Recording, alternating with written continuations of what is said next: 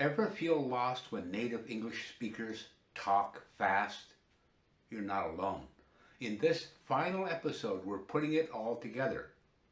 Learn how to practice the 6 key features of fast English and start understanding real conversations like never before. Get ready for game-changing tips, fun exercises, and the real secrets to sounding more native-like.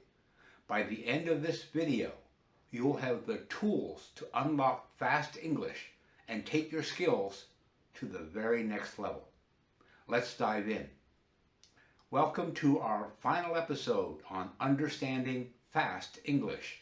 This is part 3 of a 3-part series. If you haven't watched the first 2 parts completely, this episode will make no sense. So, if you haven't watched the first 2 episodes, go back, watch them first, and then come back to this episode to put it all together. I'm Herbert Lee, and today we're going to talk about how to practice everything that we've learned in the first 2 parts and make it a natural part of your English skills. Skills that you can use every day. First, let's quickly review what we've covered. Contractions, like I'm for I am. Reductions, like gonna for going to. Linking is when words flow together. Elision is when sounds of words actually disappear. Intonation and stress, which we call the music of English. And finally, sentence fragments, those short, incomplete sentences that native English speakers use all the time. All these things work together to create the fast, flowing English that native speakers use every day. Now, how can you get better at using and understanding all 6? The key is to practice every day. And that doesn't mean memorizing things. You need to practice with a purpose, even if it's just for 15 minutes a day. In this video, I'm going to show you how to practice as well. And again, it's not about memorizing. Memorizing will not help you. Careful observation and listening are really the key to learning to overcome fast English speakers. So, here are some fun ways to do this. Listen to podcasts. Find a podcast about something you like. See my video on how to choose the best video for you and follow that advice. Then you'll be listening for things that you like to listen to and at a level that is suitable for you. So, when you're listening for podcasts, listen carefully for the patterns that we've just talked about. Can you hear the contractions and reductions that they actually use? Make notes. How about the way the speakers stress certain words? That's also important. Another way to learn about fast English is to practice shadow TV technique. If you're not familiar with shadowing technique, again, you can look at my video on how to do the shadow technique correctly. You begin by choosing a short scene, not the entire episode, just a short scene from your favorite English TV show. Now, try not using the subtitles. You do not need to know what they're talking about. You are just trying to learn how to use their speech patterns. So again, you don't need to understand what they're saying. Watch the scene a few times. Try to say the lines along with the actors. Copy their speed and the way they stress words. This is exactly how you learned your native language. When you were a baby, you just mimicked the sounds of your parents, and you didn't understand what they were saying. You just said it. This is the reason why when you hear children swear and use bad language, you know they're just copying the language they learned from their parents, because they have no understanding of what they're saying. So this technique will help you train your mouth to make the exact same sounds. So you will become more like a native speaker. It's important to record yourself speaking. Try saying a sentence both in textbook English, which is what you learned in school, and in natural, fast English. Listen to the difference. Which one sounds more native-like? I want to go to the store. I want to go to the store. Which one sounds more native-like? Learn and use minimal pairs. These are words that differ by just one sound, like nitrate and nitrate. Practice saying them fast and see if you can hear the difference. You can see my episode on how to do the shadowing technique correctly. This is really important because many people do it incorrectly and they don't get very good results. Watch that video to learn the correct technique. Next, learn to chunk it up. Native speakers don't think in individual words. They don't use single words, which you are trying to do. They use chunks of language, groups of words that go together. For example, instead of thinking, I am going to the store, they think of, I'm going to the store, as one unit.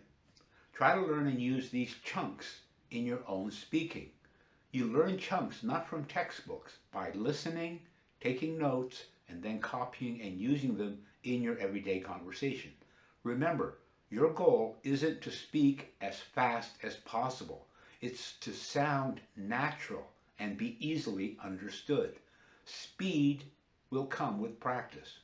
Also, I have 2 episodes on chunks and chunking that will give you more information on exactly how common chunks are used by native speakers. Here's one more tip. When you're listening to English, don't try to listen for every single word.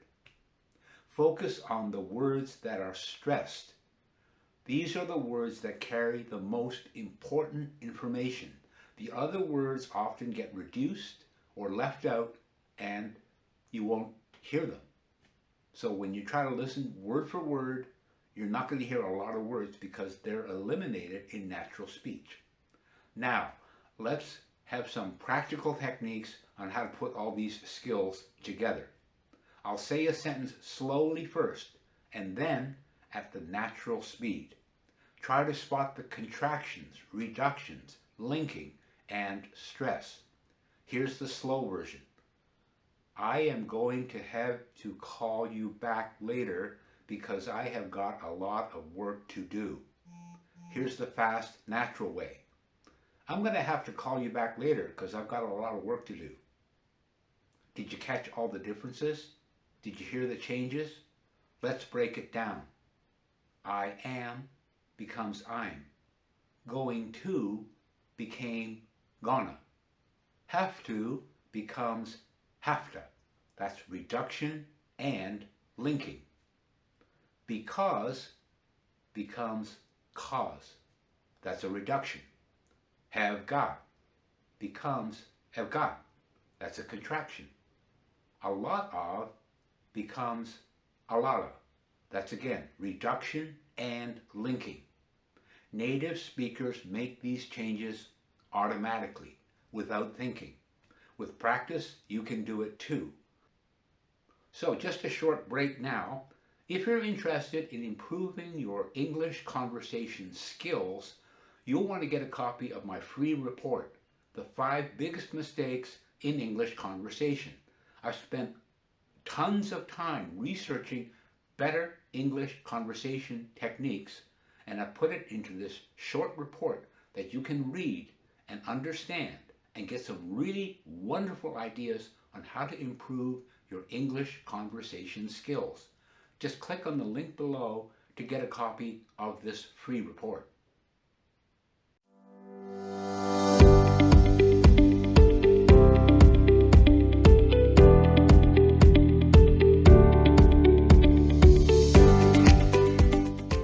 So here's an everyday example.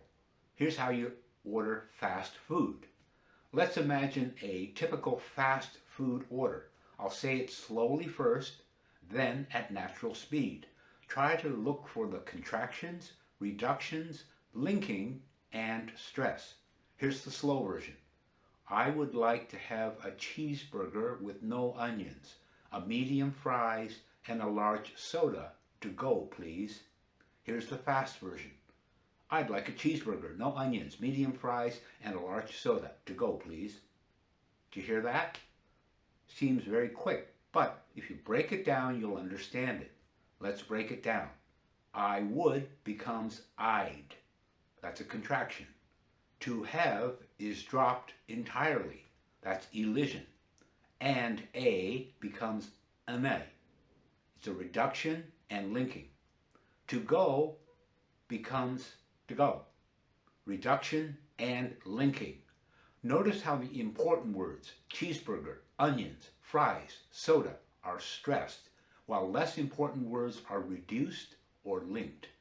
And this is how native speakers naturally emphasize the key information. Now, let's look at conversation between friends who are making plans. Again, listen for all the 6 features that we've discussed in the first 2 parts. What you doing this weekend? Dunno yet. Might go to the beach if it's nice out. You? Thinking about having a barbecue on Saturday. Want to come? Sounds great. What time? Probably start around 3. That'll work for you?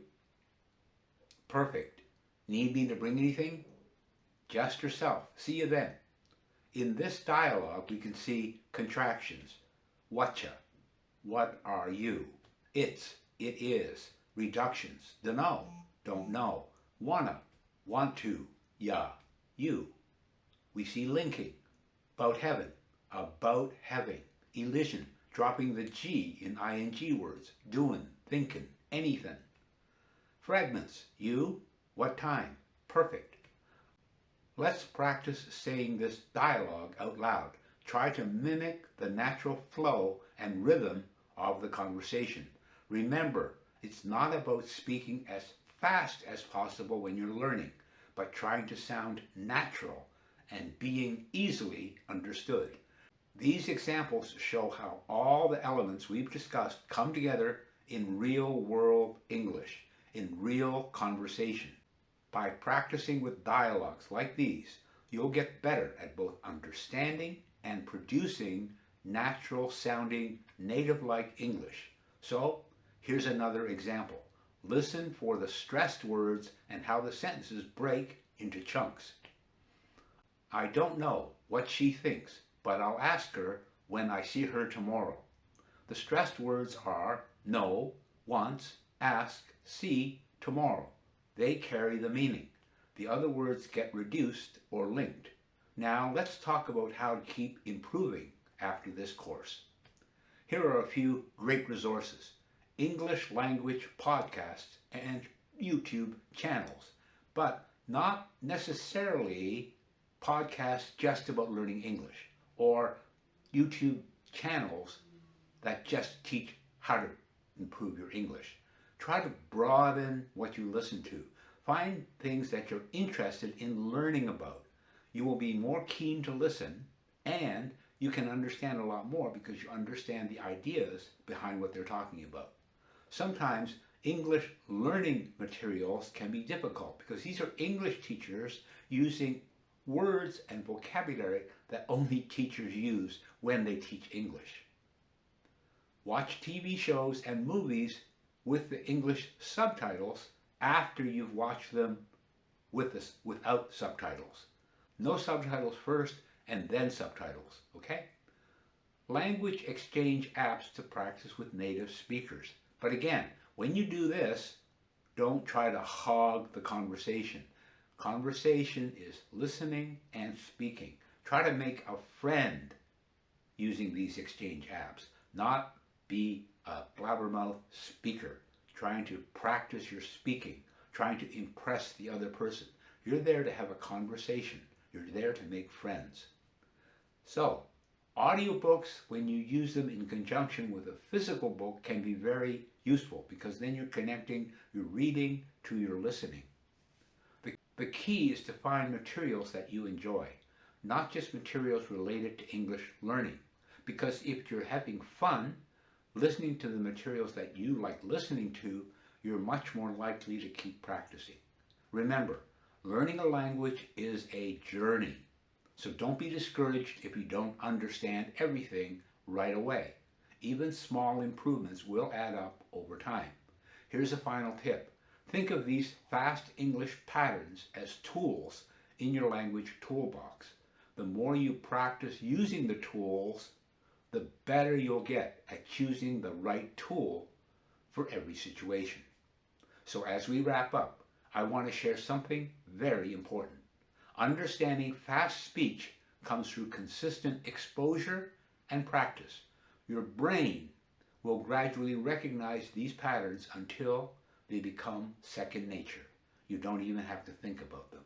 What seems hard today will feel easy with time and consistent practice. I hope these episodes have helped you understand fast English better. Remember, the goal isn't to speak perfectly, but to communicate effectively. Keep practicing, stay curious, and don't be afraid to make mistakes. That's how we all learn. I'm Herbert Lee, wishing you the best in your language learning adventure. Keep practicing, and you'll be understanding fast English in no time.